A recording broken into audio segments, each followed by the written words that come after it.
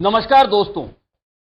दो नावों की सवारी अक्सर इंसान को बहुत भारी पड़ती है और जयपुर नगर निगम हेरिटेज की महापौर मुनेश गुर्जर के साथ ऐसा ही हो रहा है, जब दो नावों की सवारी के बावजूद अब उनका बचना मुश्किल है और भ्रष्टाचार के मामले में राज्य सरकार की ओर से अभियोजन स्वीकृति के साथ ही उन्हें हटाए जाने की तैयारी हो चुकी है और इसके अलावा अब उन पर गिरफ्तारी की तलवार भी लटकी हुई है।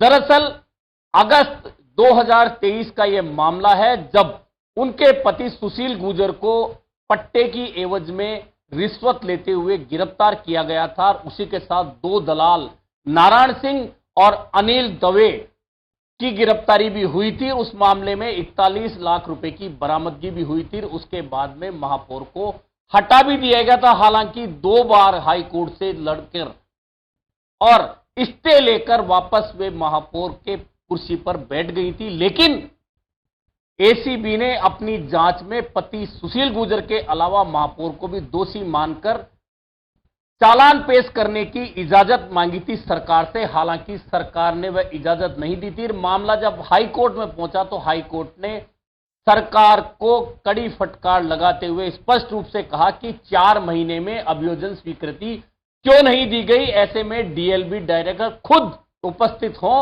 और हाई कोर्ट की इस फटकार के बाद में राज्य सरकार ने आनन फानन में तुरंत प्रभाव से अभियोजन स्वीकृति दे दी है। और अभियोजन स्वीकृति मिलने का मतलब यह है कि अब महापौर मुनेश गुर्जर को न सिर्फ पद से हटा दिया जाएगा, बल्कि उन पर भ्रष्टाचार के मामले में अब एसीबी की ओर से पेश किए जाने वाले चालान के बाद गिरफ्तारी की तलवार भी लटक चुकी है। दरअसल दो नावों की सवारी की जहां तक बात है तो याद होगा आपको कि जयपुर में जब 2 नगर निगम बने थे हेरिटेज में, हालांकि कांग्रेस को बहुमत तो नहीं मिला, लेकिन निर्दलीय पार्षदों के साथ में कांग्रेस ने अपना महापौर और बोर्ड बनाने में सफलता प्राप्त कर ली थी। उस वक्त की लड़ाई में मुनेश गुर्जर को महापौर बना दिया गया था, क्योंकि ओबीसी महिला की सीट जयपुर नगर निगम दोनों हेरिटेज और ग्रेटर की महिला पोस्ट जो थी ओबीसी महिला के लिए आरक्षित थी। ऐसे में मुनेश गुर्जर उस वक्त महापौर बन गई। लेकिन महापौर बनाने में सबसे बड़ी भूमिका अगर उस समय थी तो प्रताप सिंह खाचरियावास जो कि मंत्री थे उस समय, उनकी थी। और उस भूमिका के बाद में कुछ दिनों बाद ही कांग्रेस के नेताओं को यह समझ आ गया कि उन्होंने इस चयन में बहुत बड़ी गलती कर दी है।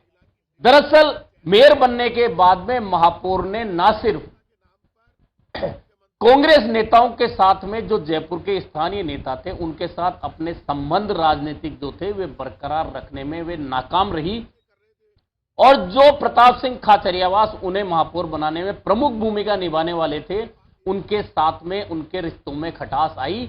और उस खटास को ठीक करने के बजाय महापौर मुनेश गुर्जर ने प्रतिद्वंदी गुट जो दूसरे मंत्री थे महेश जोशी की ओर अपने कदम बढ़ाए। और उस समय चूंकि कांग्रेस की सरकार थी, अशोक गहलोत मुख्यमंत्री थे, ऐसे में वह कदम महापौर मुनेश गुर्जर के काम आया और वे बचती रही। लेकिन भाजपा सरकार आते ही उन्होंने कांग्रेस को एक तरह से दूर कर दिया और उन्होंने भाजपा नेताओं के साथ में अपने रिश्ते बढ़ाने शुरू कर दिए। और आपने देखा होगा पिछले दिनों गृह राज्य मंत्री जवाहर सिंह बेडम के जन्मदिन पर जिस तरह से उन्होंने ना सिर्फ बड़े बड़े इश्तिहार छपवाए, होर्डिंग लगवाए और मंत्री के साथ कार्यक्रम में मौजूद रह के जिस तरह से उन्होंने भाजपा सरकार के मंत्री के साथ खुशियां मनाई जन्मदिन की।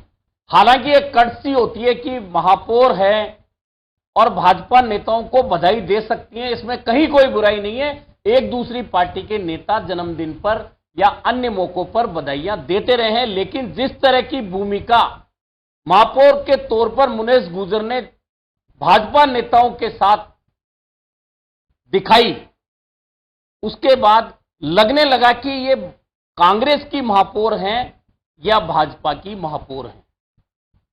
कुल मिलाकर यह एक बचने का प्रयास था। इस बचने के प्रयास में हुआ यह है कि अभियोजन स्वीकृति लगातार रुकती रही, लेकिन जैसे ही हाई कोर्ट ने अभियोजन स्वीकृति प्रदान की, अब तलवार लटक गई है कि ना तो कांग्रेस के नेता उनके पक्ष में हैं और ना भाजपा के नेता उन्हें बचा पा रहे हैं, क्योंकि अब भाजपा को स्पष्ट रूप से यह मौका मिल गया है कि अभियोजन स्वीकृति के बाद में महापौर पद से उन्हें हटना पड़ेगा और उसके बाद में भाजपा किसी को भी कार्यवाहक महापौर बनाएगी। ऐसे में भाजपा के नेता अब इस लॉबिंग में जुट चुके हैं कि किसी भी तरह से अब तुरंत प्रभाव से जयपुर नगर निगम हेरिटेज में भाजपा का राज आ जाए।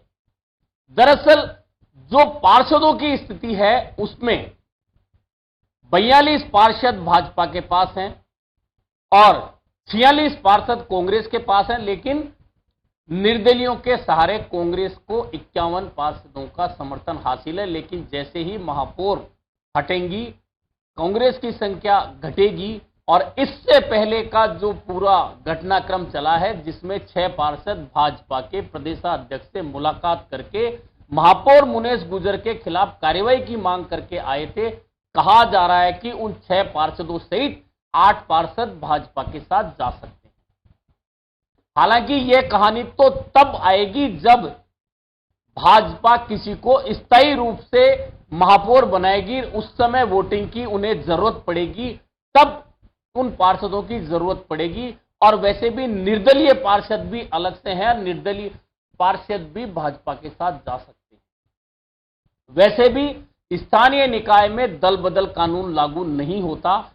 ऐसे में अगर भाजपा किसी को कार्यवाहक महापौर बनाती है और उसके बाद उन्हें एक्सटेंशन लगातार देकर, चूंकि अब नगर निगम चुनाव जो होने वाले हैं उनमें करीबन 1.25 साल का समय बाकी बचा है, तब तक किसी को भी कार्यवाहक महापौर बनाकर उन्हें एक्सटेंशन के तौर पर पूरा कार्यकाल भाजपा सरकार पूरा करा सकती है। संभावना भी इसी की भी है। इस पूरे घटनाक्रम के बीच में अब कांग्रेस पार्षदों ने मंत्री झाबर सिंह खर्रा से मुलाकात की है, क्योंकि यूडीएच का जिम्मा झाबर सिंह खर्रा के पास है।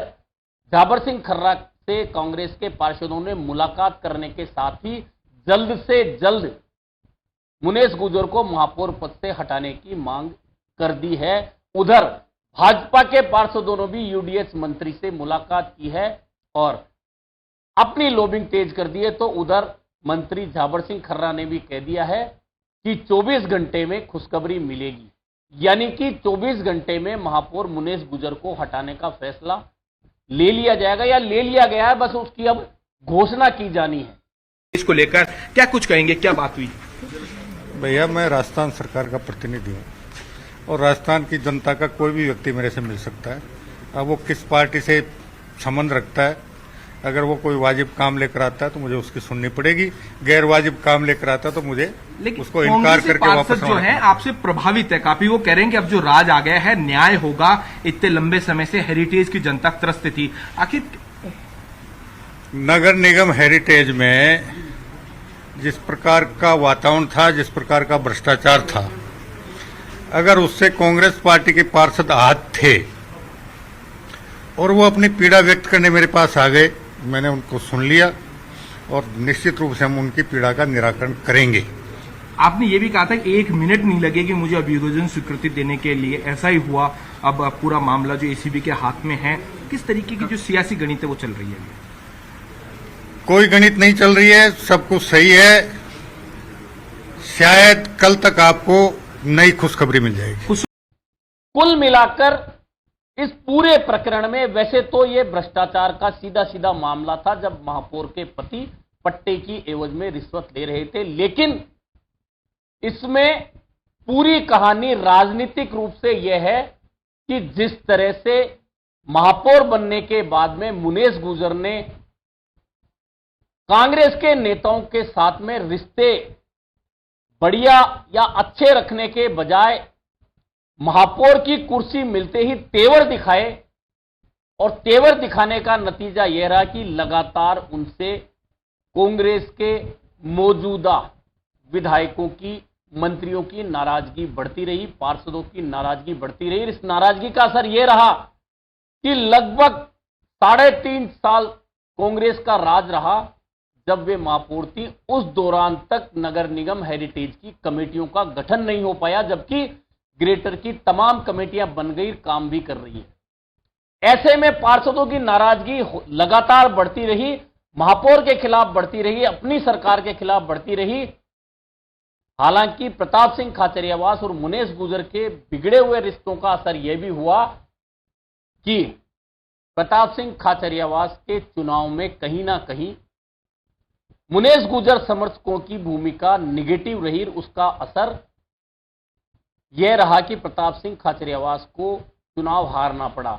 आरोप यह भी लगे कि न सिर्फ विधानसभा चुनाव बल्कि लोकसभा चुनाव में भी महापौर मुनेश गुजर ने भाजपा को फायदा पहुंचवाया अपने समर्थकों के जरिए। वे खुलकर तो कहीं भी भाजपा के पक्ष में प्रचार करती नहीं दिखी, लेकिन उनकी भूमिका, उनके समर्थकों की भूमिका कांग्रेस के खिलाफ नजर आई।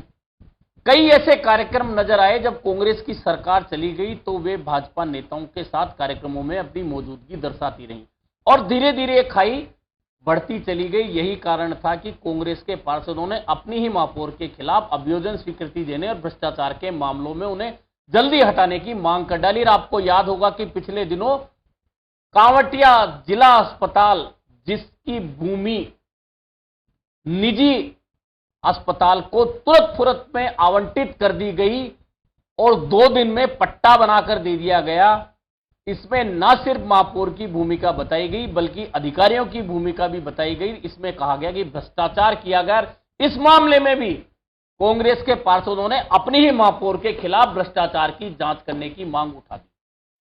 अब जब सरकार की ओर से अभियोजन स्वीकृति हो गई है, हाईकोर्ट को सूचना दे दी गई है और हाईकोर्ट ने 2 सप्ताह चालान पेश करने के लिए दे दिए हैं। ऐसे में अब यह तो तय है कि मुनेश गुजर, क्योंकि अब यूडीएच मंत्री जाबर सिंह खर्रा 24 घंटे में खुशखबरी की बात कह चुके हैं, तो महापौर को हटना तय है और कार्यवाहक महापौर भाजपा की बनना भी तय है। लेकिन अब सबसे बड़ी स्थिति यह है कि महापौर मुनेश गुजर पर गिरफ्तारी की तलवार लटकी है, क्योंकि एसीबी ने अपनी जांच में उन्हें प्रारंभिक तौर पर अब इस मामले में एक्यूज मान लिया है कि भ्रष्टाचार में उनकी भूमिका भी थी। और अब इस भूमिका की पूछताछ के लिए, क्योंकि एक बार नवंबर 2023 में उनका बयान हो चुका है, लेकिन अब तो कि चालान पेश किया जाना है। ऐसे में महापौर के तौर पर जब वे हटा दी जाएंगी तो निश्चित है कि एसीबी पूछताछ के लिए बुलाएगी और उसके बाद में चालान जब पेश होगा तो हाई कोर्ट उस चालान के मामले में क्या दिशा निर्देश देता है, क्या निर्देश देता है, क्या आदेश देता है, यह कोर्ट के ऊपर डिपेंड करता है। लेकिन अब 2 नावों की सवारी करने के प्रयास के बावजूद महापौर मुनेश गुजर का बचना किसी भी स्थिति में संभव नजर नहीं आ रहा है और जयपुर को 24 घंटे के बाद में जयपुर हेरिटेज नगर निगम में नया महापौर बैठा दिखेगा और भ्रष्टाचार के मामले की ये लड़ाई अब मुनेश गुजर किस तरह से लड़ेंगी अपने खिलाफ, क्योंकि अब वे ना कांग्रेस के नेताओं का साथ लेने में सफल रही और ना भाजपा का साथ जाने के बाद भी उनको बचाने के लिए अब कोई सामने नहीं आ रहा। इसलिए 2 नावों की सवारी महापौर मुनेश गुजर को पड़ी है भारी। अभी के लिए इतना ही, फिर मिलेंगे नए मुद्दे पर चर्चा के।